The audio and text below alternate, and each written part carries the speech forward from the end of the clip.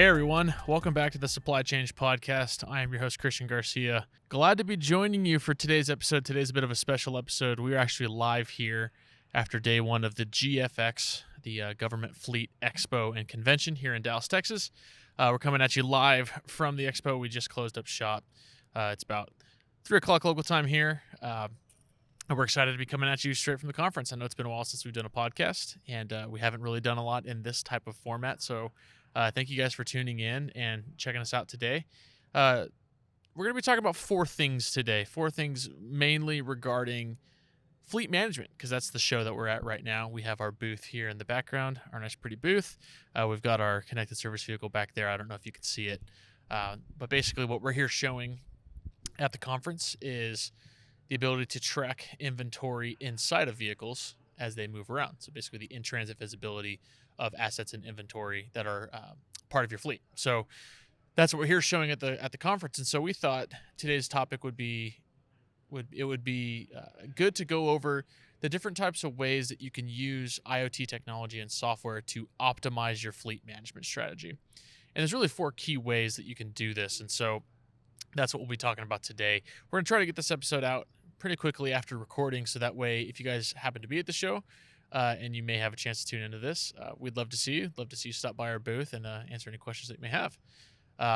Without further ado, let's just dive right in. So the number one way that you typically see software and hardware providers help out fleet managers is through vehicle tracking using GPS. And this is typically done through GPS devices. So devices that you build are devices that are built with GPS antennas inside them that you would associate with the vehicle. And then as the vehicle moves throughout the day, you have real-time visibility into where that's at. And that's typically two types of devices that do this. The first is just a regular GPS tracker, not too dissimilar from the ones that we use for GPS asset tracking. You would just place that somewhere on the vehicle, and then it would be reporting GPS coordinates in as close to real time as you want. So with these tags, you're typically looking at some sort of cellular data plan that's associated with the tag. So as you're going throughout your day driving around, that tag is connecting to the internet and sending GPS coordinates to whatever software solution that you're using for GPS tracking. So the more times that you ping and the more real time you get, the higher of a data plan that you're paying for, because you're using more data. And so that's device number 1, is typically just a regular GPS asset tracking device. The second device, and this is one that you'll see more on some of these other points that we're going to dive into a little bit more, is an OBD2 device. So this device also has a cellular SIM chip that's built in, but what this device does differently is it actually connects into the OBD2 port of your vehicle. And so basically it's not battery powered, it's powered by the vehicle. A GPS asset tag typically has its own battery supply that you need to either replace or recharge depending on the types of batteries. But this OBD2 tag connects directly into your vehicle, and it captures GPS coordinates from the GPS antenna and then sends it to the web. So those are the 2 types of devices that provide GPS fleet tracking, which is important. If you're a fleet manager, you want to know where your fleet is. I mean, that's kind of step 1 in understanding and managing your fleet. Where is it? Right? Is it on the road? Is it headed in this direction? Is it in my yard? Whatever the case may be, these devices give you that level of visibility. So that's point number 1. The second solution that you typically will see is regarding vehicle maintenance. So this is, again, another area where OBD2 tags are useful, because when we connect into the OBD2 port of a vehicle, you get access to different diagnostic trouble codes. You get access to things like the odometer, fuel level, coolant level, things of that nature. Those are all things that your car is reporting and is reporting through that connection. And so if you ever go to like a car mechanic or an auto mechanic shop, you'll typically see that when they plug their tablet or they plug something into your car, they're basically diagnosing, okay, if I have a check engine light, well, what does that engine light mean? I'm not great with cars, so I don't know all the different types of problems that could come up. But if an engine light goes on, or maybe a tire pressure light goes on, we want to make sure that as we're taking that data, you're basically saying, okay, I know exactly what the problem is because the tag's providing that. So another place where you see this pretty frequently is when we when we look at insurance companies. So I know Progressive used to do this. I've seen this from Geico as well, but basically safe driver discounts. And so the way that they do that is they give you a tag that you plug into your vehicle, and it basically, calculates your driver behavior. And so it does this in a variety of ways. Basically, there's an accelerometer built into these tags that, as you're driving throughout your normal day, it's calculating the amount of G's that you're experiencing. So if I'm harsh braking, I'm getting a lot of negative G's, or if I'm harsh accelerating, I'm getting a lot of positive G's, right? Because I might have been flipped over on those, but regardless, you're experiencing G's whether you're accelerating or you're harsh braking, or if you're turning left or turning right. So basically, the accelerometer that's built into those tags is calculating those events. And then for the insurance companies, it's basically saying, if you have all of those events taking place, we're going to give you a discount if you're a safer driver, or, if you're a little bit more erratic, then, obviously you don't get that discount. But where that solution tends to be a little bit difficult is that there's really no nuance as part of it. So basically, you have difficulty if, maybe I'm harsh braking to avoid an accident, or I'm swerving to avoid an accident, or I'm harsh accelerating because, I'm trying to make sure I don't, run a red light. So that's kind of where that becomes a bit of a, not a perfect solution. But when we talk about vehicle maintenance and what that tag provides us from a data perspective, we're plugging that tag into the vehicle, and then basically you're getting all of that engine information. So this is great for when you need to schedule maintenance, for when you need to schedule an oil change or maybe a tire rotation, because you're capturing usage statistics from the tag.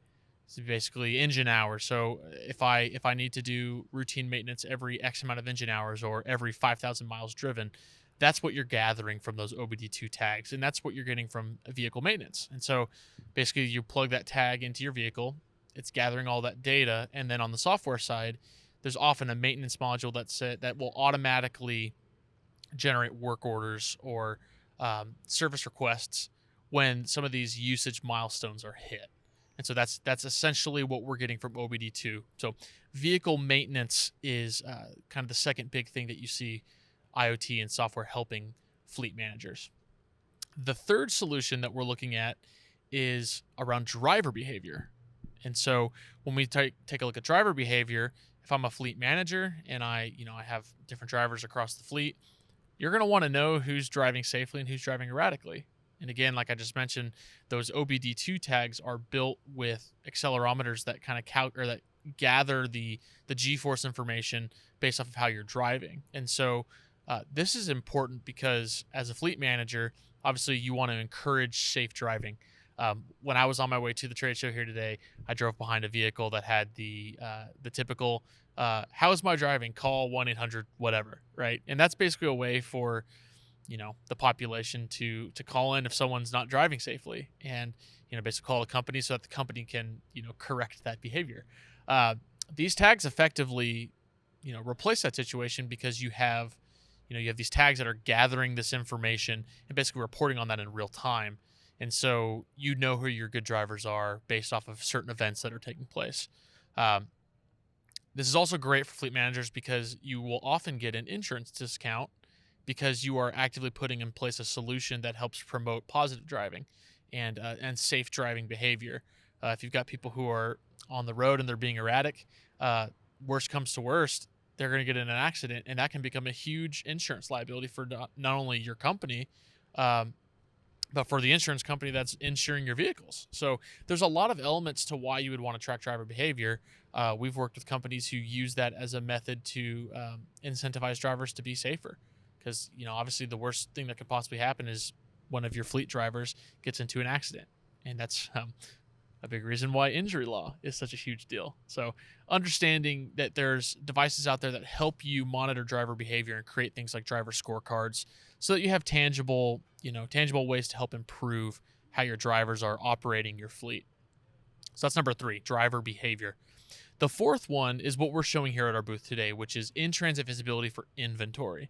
So there are a lot of solutions out there that will do the vehicle tracking, they'll do the vehicle maintenance, they'll do the driver behavior. Where Apptricity tends to be a little bit more unique in our offering is in that we're not only tracking the vehicle and those, the other 3 things that I mentioned with driver behavior and vehicle diagnostics, we are also tracking what's inside the vehicle. So if you have a fleet and you're shipping expensive equipment, or you have a loadout that needs to be part of that vehicle. So our biggest example that we're promoting here is with Verizon. This is our biggest customer who's using our connected service vehicle for in-transit inventory visibility. We basically have a device that goes inside the vehicle that scans RFID tags that are associated with product. It could be routers, it could be cables, it could be tools and equipment. And basically, there's the difference between consumable inventory. So if I go do a job, there are things that I don't expect to get back on the van once I use them. And there's tools and equipment, things that I do expect to see back on my van as the day goes on. So things like drills or any sort of tools that you would use to complete the job. And so what we're doing here is providing that visibility into what's inside my vehicle, what are things that I expect to come back, and what are things that I expect to be consumed as part of my daily work tasks. And so that's really what we're gathering with our controller inside the vehicle. And so we have controllers that scan for RFID and Bluetooth, and they basically connect to the internet either via Wi-Fi. If there's a vehicle that's on the go, obviously that's not going to be possible to use Wi-Fi. Or we can connect via a cellular SIM chip that connects to the internet, and then basically it will report all scan information into our application. And so that's really what we're looking at with the connected service vehicle. It's the controller, it's the tags that are associated with the products, and then from the web, you're assigning a loadout profile to the vehicle saying, here's what should be on the vehicle at all times. And what we did for Verizon is provide that visibility so that it could, one, optimize their restocking process, because basically before that, they had to restock the vehicle with that loadout profile, but they didn't know what was currently on the vehicle. So they would just reload it with another full stock. Well, in doing that, it created a disconnect between what was actually being used and what wasn't, what was still on the vehicle. So basically providing visibility into everything that was on the vehicle eliminated that blind spot of, my system says I've used it because I no longer see it at the warehouse, but it's still in the vehicle, so I haven't used it yet. An example of this would be, say I have a vehicle that has 10 routers on it, and my warehouse has 100, but my reorder point is 110. Every time it falls below 110, make sure that we put in a reorder. Well, if I still have 10 on a vehicle, then I haven't hit that reorder point yet. But if my system can't tell that it's still there, that's where the difficulty comes in. And that's where we provide the visibility. And that's what we're showing here at our booth, is basically how can you provide that in-transit visibility, not only for the vehicles, but for the equipment and the tools that are inside the vehicle. And that's kind of that fourth thing that we see as a huge benefit for fleet managers looking to optimize their fleets with IoT technology and software.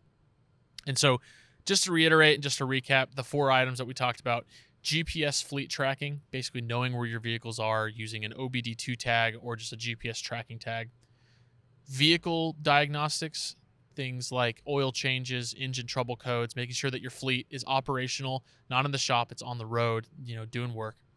The third being driver behavior, making sure that your drivers are practicing safe driving habits, and making sure that you're having visibility into which of those drivers are potentially more troublesome than others.